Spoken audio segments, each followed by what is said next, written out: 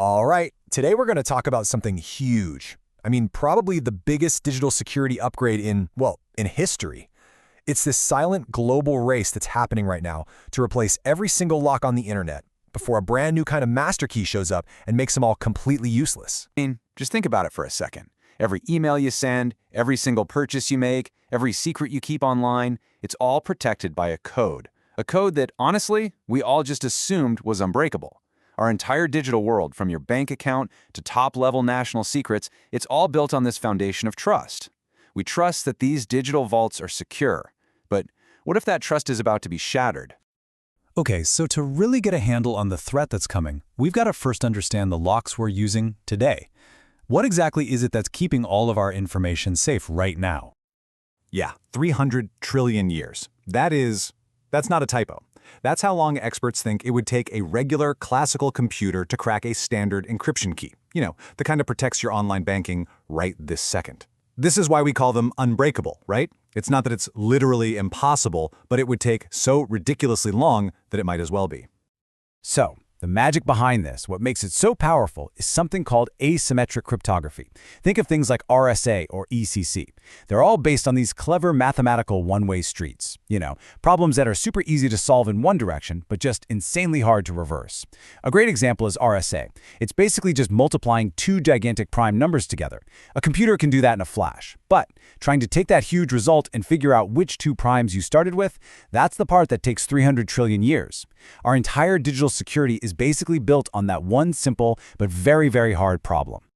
So we've got these incredible, practically unbreakable locks. Everything's secure. But of course, the story doesn't end there. It takes a sharp turn with the arrival of a new kind of thief, one who has a skeleton key that can pick any of these locks and do it almost instantly.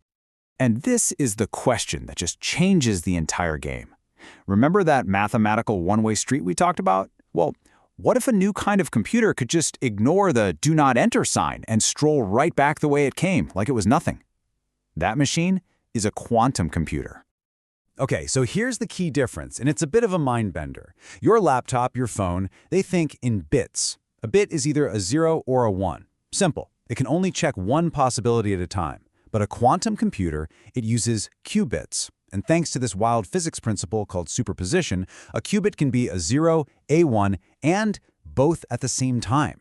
I know, it sounds weird, but what it means is that a quantum computer can explore this massive landscape of possibilities all at once, giving it this incredible exponential speed up for very specific kinds of problems. And here's the thing. This isn't some brand new threat that just popped up. Way back in 1994, a mathematician named Shor figured out an algorithm that could, in theory, run on a quantum computer. And guess what this algorithm is perfect for? Yep. Solving those impossibly hard math problems, like factoring those huge numbers we talked about. Shor's algorithm is the quantum skeleton key we've been worried about. This leads us to the most immediate, most urgent part of the threat. It's something that's happening as we speak. It's called store now, decrypt later. Basically, adversaries, think nation-states, are already siphoning up and storing massive amounts of our encrypted data. They can't read any of it today. Our current locks are too strong. But they're making a bet. They're betting that in a few years, once they have a powerful quantum computer, they'll be able to go back and decrypt all of it, exposing years, maybe decades of secrets. So this isn't some far-off sci-fi problem. The clock has already started because the data harvesting is happening now. Okay, so the threat is real, and it's already in motion. But so is the response. And that's what the rest of this is about. This has kicked off an incredible global race, bringing together the world's best cryptographers to design a whole new generation of quantum-proof digital vaults. The solution has a name: post-quantum cryptography, or PQC for short. And let's be clear, these aren't just little patches or upgrades to our old systems. No, this is a complete reboot. These are entirely new encryption systems built on totally different kinds of hard math problems, ones that we're pretty confident will be tough for both classical computers and those new quantum computers to solve. And you have to understand, the scale of this effort is just unprecedented. The U.S. National Institute of Standards and Technology, that's NIST, basically launched a worldwide competition. It was like a cryptographic Hunger Games. They invited teams from all over the globe to submit their best ideas for these new algorithms. This wasn't just a few smart people in a room. It was this huge, multi-year battle where cryptographers designed and then brutally attacked each other's work to make sure only the absolute strongest algorithms survived. So the winners that emerged came from a few different families of math. For instance, you've got lattice-based crypto. That's a big one. The best way to think about it is, imagine trying to find one specific secret dot in this huge, chaotic, multi-dimensional grid of other dots, with a ton of mathematical noise thrown in. It's super hard. Then there's code-based crypto, which actually uses ideas from error-correcting codes. You know, the same kind of tech that lets your phone read a QR code even if it's a little smudged. And then there are hash-based signatures, which are kind of the old, reliable workhorses. They're built on principles we've understood for a long time. And having this variety is super important. It's like not putting all our eggs in one mathematical basket. But, and this is a big but, these new, stronger locks come with some serious trade-offs. Let's just compare the old guard, RSA, with a couple of the new PQC algorithms. Look at the signature size, for example. An RSA signature is about 384 bytes. Pretty small. A signature from MLDSA, or dilithium, one of the new frontrunners, over 2,000 bytes. And Sphinx Plus, which is one of the most conservative, most trusted options, we're talking nearly 17,000 bytes. That's not a small jump. This size penalty is a massive engineering headache for this whole transition. So believe it or not, inventing these new quantum-proof locks, that was the easy part. Now comes the truly monumental task. Actually changing every single lock on every computer, every server, every phone, every device on the entire planet. And that size penalty we just talked about is a huge part of the problem. A modern super-efficient classical key might be just 32 bytes. Tiny. One of the new PQC standards we're looking at is over 1,100 bytes. We're talking 25 to 50 times larger. When you start sending these giant keys and signatures back and forth over the internet, it can really slow things down. And even worse, it can just flat out break older systems that were never designed to handle that much data for a simple handshake. So how on earth do you manage such a risky, high-stakes transition? Well, one of the smartest strategies being used is called hybrid encryption. It's actually a really simple but powerful idea. You just use both. You use one of the old, trusted algorithms that we know works, and you use one of the new PQC algorithms at the same time.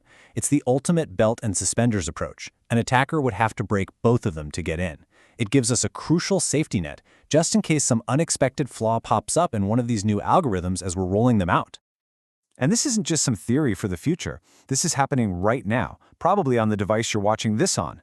Google, for example, is taking a really smart risk-based approach. For things that can never be updated, like the firmware burned into a chip, they're using those super conservative, super large hash-based signatures. But for software that can be easily updated, they use the faster, smaller lattice-based stuff. Meanwhile, Apple has built PQC right into its core CryptoKit framework, which means developers can easily bring quantum-safe encryption to their apps. It's already protecting things like iMessage and other connections across the Apple ecosystem.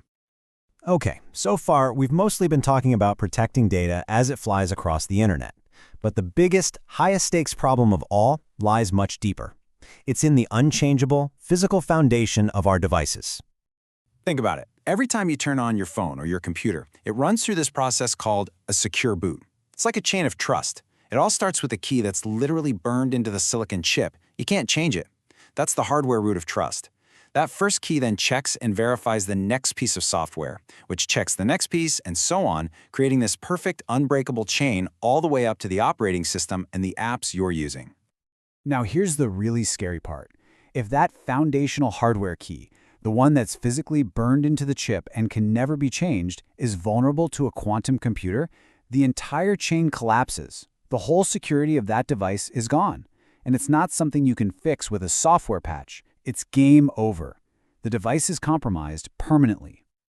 And this problem gets exponentially worse when you stop thinking about your phone, which you might replace in 2 years, and start thinking about critical, long-lived infrastructure. We're talking about power plants designed to last 50 years, airplanes that fly for 30 years, satellites and military hardware with life cycles stretching for decades. The vulnerable hardware with the old encryption is already out there, in these systems, right now. And you can't just issue a recall for a power grid. So that's where we stand. We're right in the middle of, without a doubt, the biggest and most complex security upgrade in human history. We have the blueprints for the new locks. The massive global effort to install them is already underway. But that clock is ticking. ticking against the Store Now, Decrypt Later threat, and ticking towards the day when a powerful quantum computer finally becomes a reality. The question isn't if we'll get this done, it's will we get it done in time.